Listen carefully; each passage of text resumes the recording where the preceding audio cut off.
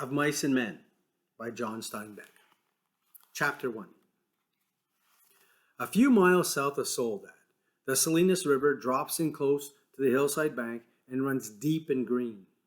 The water is warm, too, for it has slipped twinkling over the yellow sands in the sunlight before reaching the narrow pool. On one side of the river, the golden foothill slopes curve to the strong and rocky Gablin Mountains. But on the valley side, the water is lined with trees, willows, fresh and green with every spring, carrying in their lower leaf junctures the debris of the winter's floodings, and sycamores with mottled, white, recumbent limbs and branches that arch over the pool.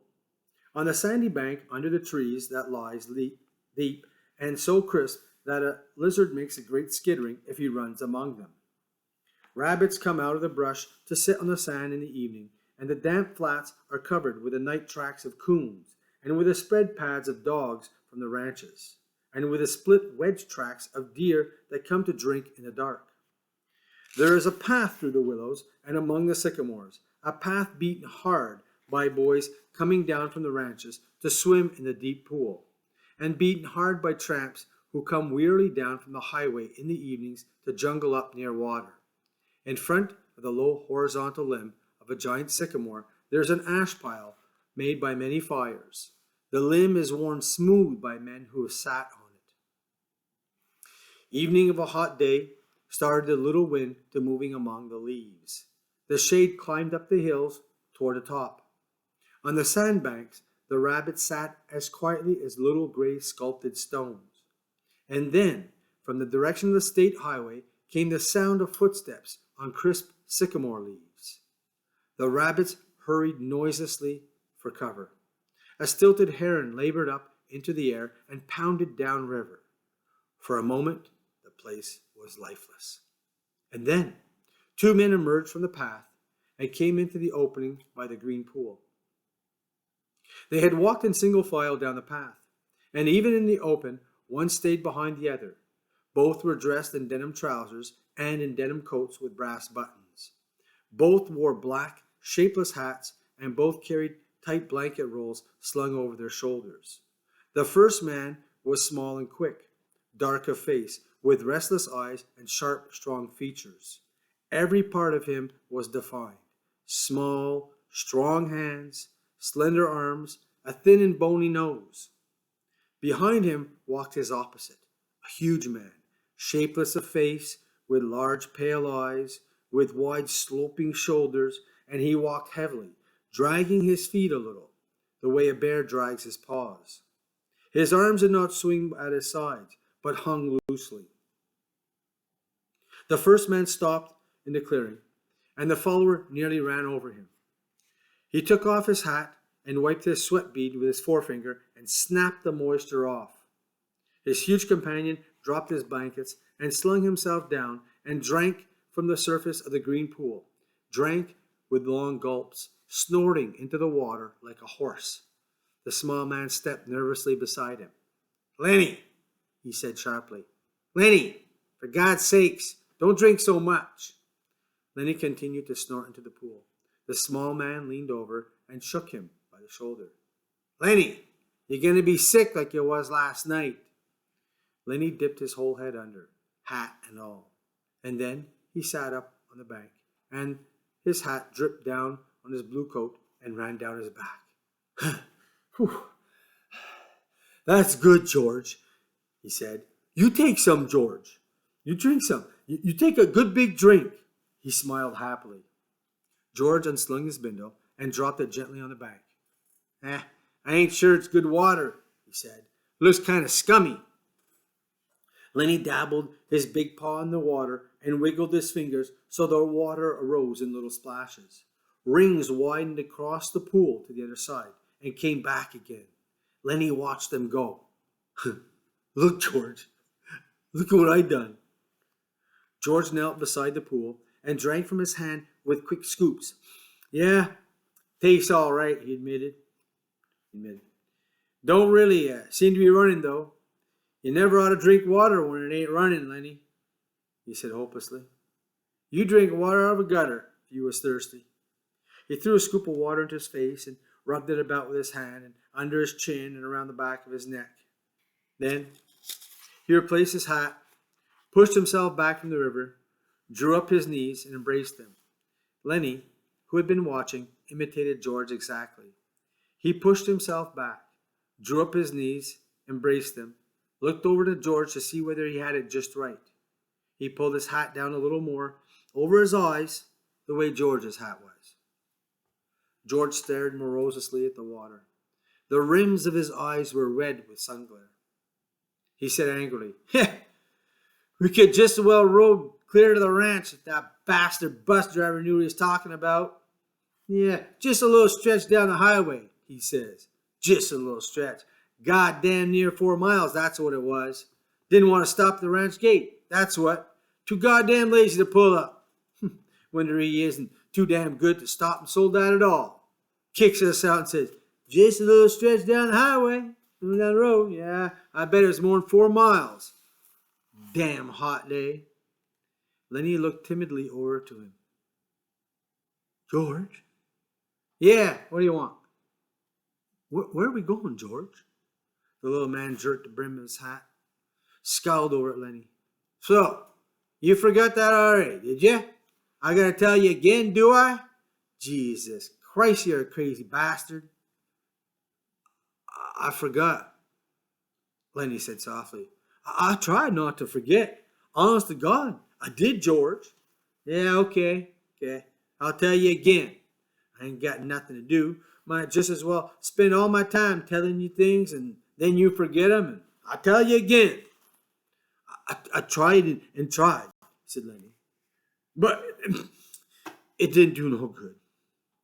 I remember about the rabbits, George." "Yeah, well, the hell with the rabbits. That's all you can ever remember is them rabbits. Okay, now you listen, and this time you got to remember so we don't get in no trouble. You remember sitting in that gutter on Howard Street and watching that blackboard?" Lenny's face broke into a delighted smile. "Sure, George. I remember that. But what did we do then?" "I remember some girls come by and you says, well, the hell with what I says. You remember about going into Murray and Reddy's and they give us work cards and bus tickets?" Oh, sure, George. I remember that now." His hands went quickly into his side coat pockets. He said gently, "George, I ain't got mine. I must have lost it." He looked down at the ground in despair. "You never had none, you crazy bastard. I got both of them here. Think I'd let you carry your own work card?" Then he grinned with relief. I thought I put it in my side pocket."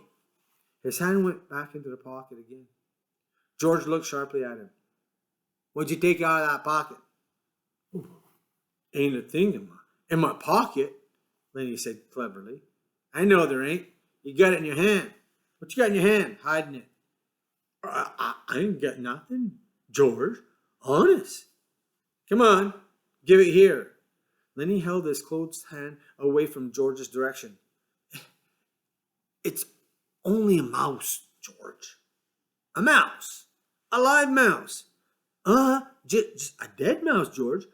I didn't kill it, honest. I found it. I found it dead." "Give it here," said George. "Oh, let me have it, George." "Give it here." Lenny's closed hand obeyed. George took the mouse and threw it across the pool to the other side among the brush. "What'd you want of a dead mouse anyways?" I could pet it with my thumb while we was walked along," said Lenny. "Well, you ain't petting no mice while you walk with me. You remember where we're going now?" Lenny looked startled, and then in embarrassment, he hid his face again against his knees. "Oh, I forgot again. Jesus Christ," George said resignedly. "Well, look, we're going to work on a ranch, just like the one we came from up north." "Up north?" "In Weed." "Oh, sure. I remember. In Weed. Yeah, the ranch we're going to is right down there about a quarter mile. We're going to go in and see the boss. Now look, I'll give him the work tickets. But you ain't going to say a word. You just stand there and don't say nothing. If he finds out what a crazy bastard you are, we won't get no job. But if he sees your work before he hears you talk, we're set. You got that? Sure, George, sure. I got it. Okay. Now, when we go in to see the boss, what you gonna do? Aye. Lenny thought. His face grew tight with thought. I ain't gonna say nothing. Just gonna stand there. Good boy. That's swell. You say that over 2, 3 times so you sure won't forget it. Lenny droned to himself softly. I ain't gonna say nothing. I ain't gonna say nothing. I ain't gonna say nothing. Okay, said George. And you ain't gonna do no bad things like you done in weed neither. Lenny looked puzzled. Like I done in weed? Huh. So, you forgot that too, did you? Well, I ain't gonna remind you. Fear you do it again. A light of understanding broke on Lenny's face. They ran us out of weed, he exploded triumphantly. Run us out? Hell, said George disgustedly. We run, and they was looking for us, but they didn't catch us. Lenny giggled happily. I didn't forget that. You bet.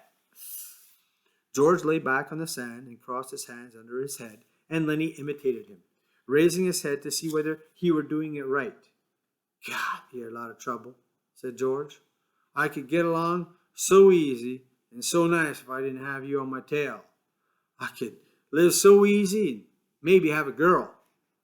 For a moment, Lenny lay quiet, and then he said hopefully, We're going to work on a ranch, George. Yeah, all right, you got that. But we're going to sleep here because I got a reason. The day was going fast now. Only the tops of the Gablin Mountains flamed with the light of the sun that had gone from the valley. A water snake slipped along on the pool, its head held up like a little periscope. The reeds jerked slightly in the current. Far off toward the highway, a man shouted something, and another man shouted back. The sycamore limbs rustled under a little wind that died immediately. George, why ain't we going on to the ranch and get some supper? They got supper at the ranch. George rolled on his side. No reason at all for you. I like it here. Tomorrow, we're going to go to work. I seen thrashing machines on the way down. That means they'll be bucking grain bags and busting a gut. Tonight, I'm going to lay right here and look up. I like it. Lenny got up on his knees and looked down at George. Ain't we going to have no supper? Sure we are. If you gather up some dead willow sticks and I got 3 cans of beans in my bindle. You get a fire ready and I'll give you a match when you get the sticks together. Then we'll heat the beans and have supper.